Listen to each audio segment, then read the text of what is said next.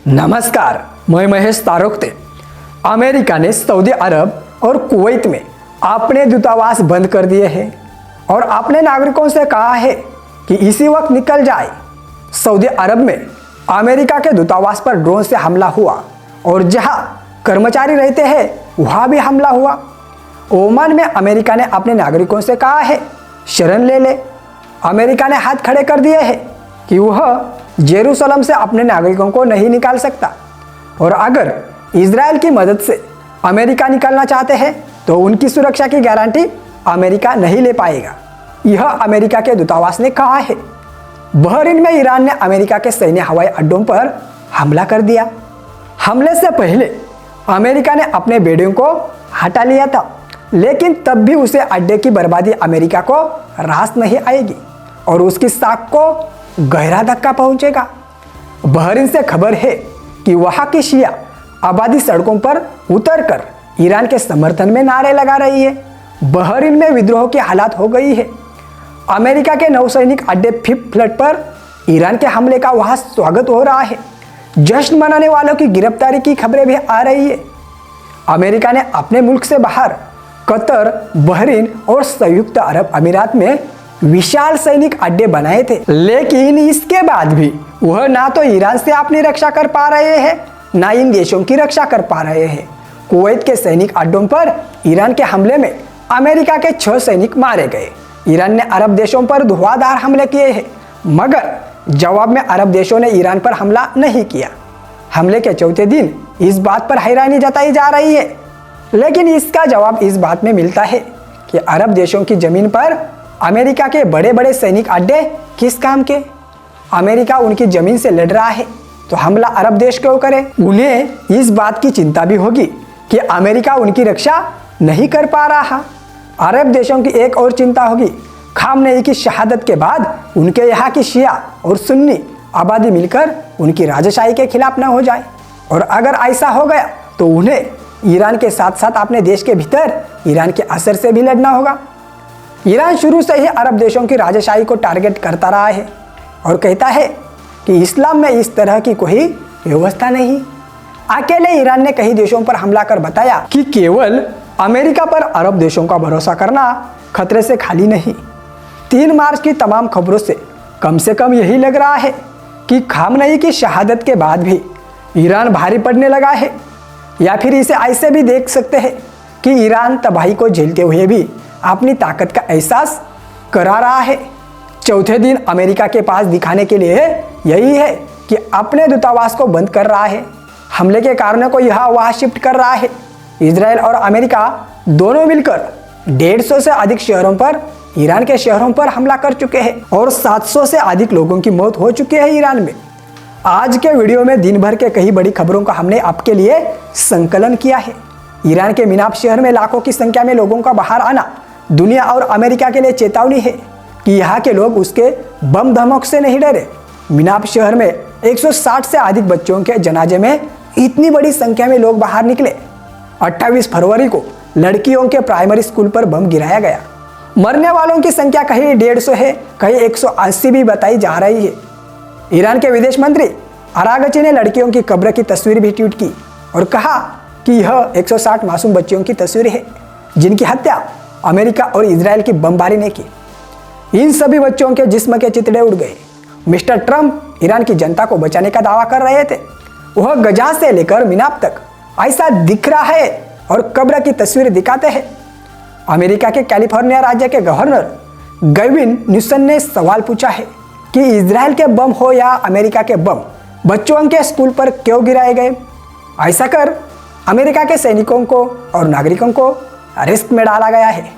UNESCO ने इस हमले को मानवीय कानून का उल्लंघन बताया है। संयुक्त राष्ट्र ने इस मामले में जांच के आदेश दिए हैं। इस घटना पर पश्चिमी मीडिया में भले चुप्पी हो, लेकिन इसने ईरान को एकजुट कर दिया है।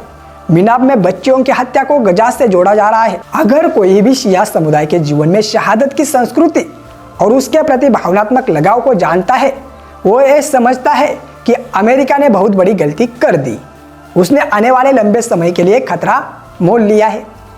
बच्चियों के स्कूल पर हमला क्यों किया गया? प्राइमरी स्कूल की बच्चा थी, इसका जवाब आपको गजा से मिल जाएगा। लेबनान से मिलेगा, जहां पर इजराइल ने स्कूल और अस्पतालों को निशाना बनाया। बड़ी संख्या में डॉक्टरों को मारा, पत्रकारों को भी। अब 160 से अधिक बच्चों के स्कूल पर बम गिराया गया। याद रखना चाहिए कि ईरान इजराइल से 75 गुना बड़ा है। ईरान के विदेश मंत्रालय ने फिर से कहा है अमेरिका से कोई बातचीत नहीं होगी। ईरान का कहना है जिन लोगों ने बातचीत का दावा किया मगर ईरान के तर्कों के आगे झुक गए और सैनिक हमले करने लगे, ऐसे लोगों पर लानत है। अब ईरान केवल अपनी सुरक्षा पर ध्यान देगा। इसका मतलब है अब इस युद्ध को बातचीत से नहीं रोका जा सकता। और यह ट्रंप के लिए भी अच्छी खबर नहीं है, जिन्हें यह अनुमान रहा होगा कि 2-4 दिनों में युद्ध खत्म हो जाएगा। ईरान ने लंबे समय के लिए लड़ने का ऐलान कर दिया है। ईरान की सेना की तरफ से अपने हथियारों के वीडियो जारी भी किए जा रहे हैं। इसका मतलब है वह अभी कई दिनों तक हमला करेगा। इजराइल पर उसकी मिसाइलों ने क्या कहर बरपाया है, इसकी ठीक से जानकारी नहीं आ रही है, जो पश्चिमी मीडिया इजराइल का पक्ष लेता है।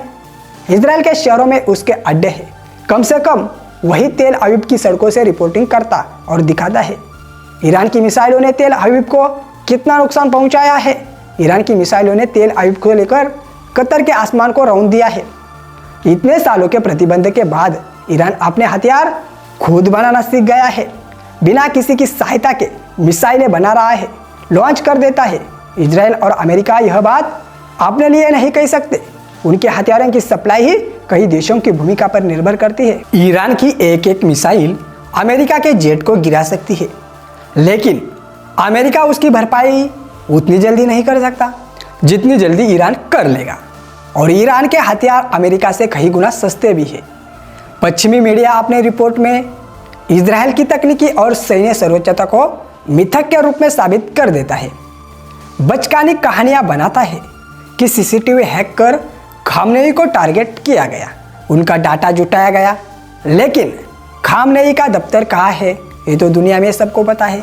वो अपने दफ्तर से भागे नहीं बल्कि मिसाइलों का सामना किया। क्या कोई भी नेता आज की तारीख में इस तरह से शहादत दे सकता है? नेतन्याहू के ही बंकर में छिपने की कितनी खबर आ रही है। खामनेई की शहादत और बच्चियों की हत्या ने ईरान को एकजुट कर दिया है। ट्रंप को लग रहा होगा कि टॉप लीडरशिप को हटाकर जनता का साथ मिल जाएगा, लेकिन अब ऐसा होता मुश्किल लग रहा है। तमाम खबरों में यही बातें आ रही है कि ईरान पर हमला कर अमेरिका पूरी तरह से फंस गया है। उसने इजराइल पर कुछ ज़्यादा भरोसा तो नहीं कर लिया। इतना मासूम भी अमेरिका को नहीं समझना चाहिए, क्योंकि दोनों देश हर वक्त पर हर फैसले में साथ नजर आते हैं। इजराइल की सैन्य शक्ति के बारे में बढ़ा चढ़ाकर दावे किए जाते रहते हैं, और अगर ऐसी कोई अचूक शक्ति इजराइल के पास होती तो आज चौथे दिन इजराइल और अमेरिका के खेमे में भगदड़ नहीं मची होती। इजराइल के पास ऐसा कुछ नहीं जिससे वो 1 मिनट में पूरे ईरान को ठप कर दे। लेबनान में पेंजर धमाका करना या 2024 लेबनान में हिजबुल्लाह के चीफ हसन नसरुल्लाह को मारकर यही दावा किया गया कि अब ईरान को घेरना आसान हो जाएगा। ईरान की शक्ति कमज़ोर हो गई। ईरान की टॉप लीडरशिप को भी ख़त्म करने के बाद 1 साल से यही बात कही जा रही है। लेकिन खामेनी की शहादत के बाद भी इस पूरे इलाके में ईरान को शहादत चौथे दिन भी नज़र आ रहा है। तेल अवीव के आसमान में ईरान की मिसाइलें कहर ढह रही है। लेबनान की तरफ से भी इजराइल पर हमले की खबर आ रही है। इजराइल हमें रोक भी देता है तब भी नुकसान हो जाता है। ईरान की मिसाइलों ने तेल अवीव के बाहर के शहर पे तिकवा को भारी नुकसान पहुंचाए हैं। ईरान ने संयुक्त अरब अमीरात के फुजैरा बंदरगाह पर ड्रोन से हमला किया। आग बुझा ली गई, लेकिन ईरान ने अपनी पहुंच बता दी।